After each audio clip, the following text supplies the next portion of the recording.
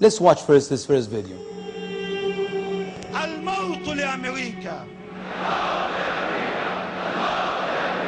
I pray to Allah that He will make the enemies fall into their own trap, and He will destroy the Jews and their helpers from among the Christians and the communists. Let me stop here for a second. Do you read what's written on the screen? It's written, one day you will see the flag of Islam over the White House.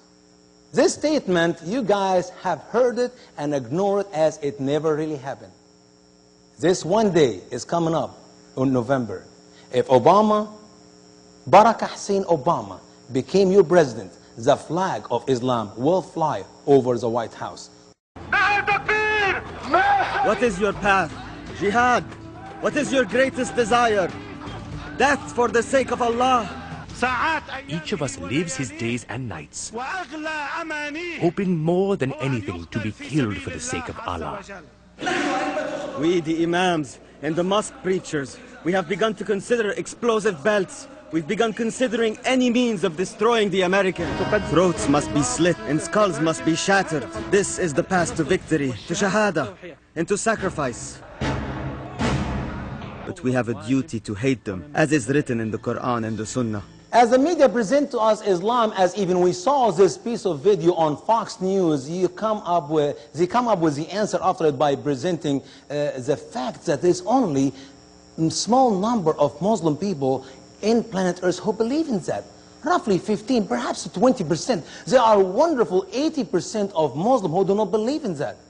Those who do not believe in that all the infidel, Christian and Jew, and all those who do not believe in Allah and believe in Muhammad can live in peace. 80% of Muslims believe we do not have to kill the Christian, or we do not believe in killing the Christian and the Jew. Ignoring the fact that 20% of 1.5 billion is 300 million. 20% is not a small number. If you know that there are 1.5 billion Muslims today live on planet Earth. That put in America 15% of 10 million, 1.5 million Muslims who live among us in America, who shout the same sound, death to America, death to America. Those who live among us. The number is huge. The reality and the fact is, yes, there are not all the Muslims in the world know what the Quran teaches. But can you imagine if every Muslim in planet Earth today opens the Quran and read what is written and practice it? We're going to have a chaos. 1.5 billion people on Earth can be someday like these 300 million. Now we're going to watch with you another piece of video of this Muslim imam in America. And obviously this person have another different view of what really Islam is. This is a Muslim imam who live among us here in America. All religions call for love. No religion calls for hate, Edie. Then what explains that? What explains this is politics. You don't see any American cartoons saying, kill the Muslims. But these are not a result of the Islamic impulse. It is a result of a political impulse. Mm-hmm. Are those people taking the Quran and taking it out of context? Yes, there's a difference between what we say in this country on that, you know, we should differentiate between the sin, hate the sin, but not the sinner. The Quran teaches the same principle. Then how do we get these terrorist organizations that come out and make these statements and use the Quran to justify themselves and their actions? There is something in the human psychology which believes in the superiority of its own individual faith and wants to impose it on everybody else. There are those who are Christians who are like this. There are those who are Muslims who are like this. It's amazing.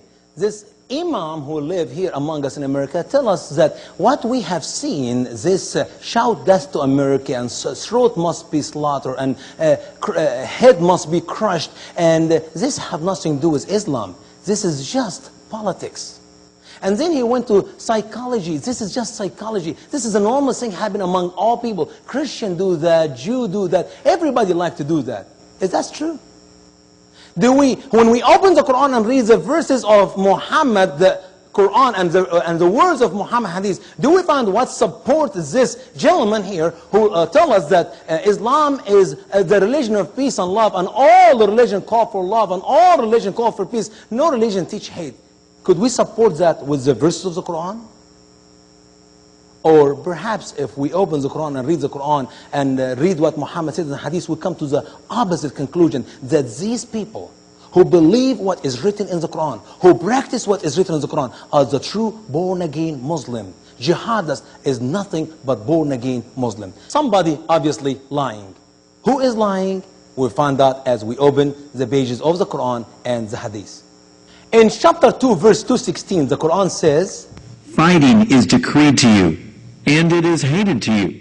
Yet so that perhaps you may hate something, and it is good for you, and so that perhaps you love something, and it is evil for you. And God knows, and you do not know." What did Muhammad say in this verse? Fighting is decree, it's ordained for a Muslim to do. And Allah knows that Muslims hate to kill people, Muslims hate to go on wars, and He said, perhaps you hate something you should love. And perhaps you love something you should hate. That's what you should not do, is to go and fight. In your opinion, that's wrong. You must go and fight and must go and kill. This is just one verse. This is hadith written by Bukhari. When we say Bukhari, we're not talking about a weak hadith, a Jew hadith, a not true hadith. That's 100% true hadith. Listen what Bukhari says. "Our prophet, the messenger of our Lord, ordered us to fight you till you worship Allah alone or pay us the jizya tribute tax in submission. Our prophet has informed us that our Lord says, 'Whoever among us is killed as a martyr shall go to paradise to lead such a luxurious life as he has never seen, and whoever survives shall become your master.'" The order, the command came from Muhammad to Muslim to do what? To the believers to do what? To fight. To go and kill. And one of the two things will happen. If they got killed, they get to paradise and they made their beautiful virgins. They will have a luxurious life, not one have seen it before. And if they won, they become the master. And you, American people, will be the slave.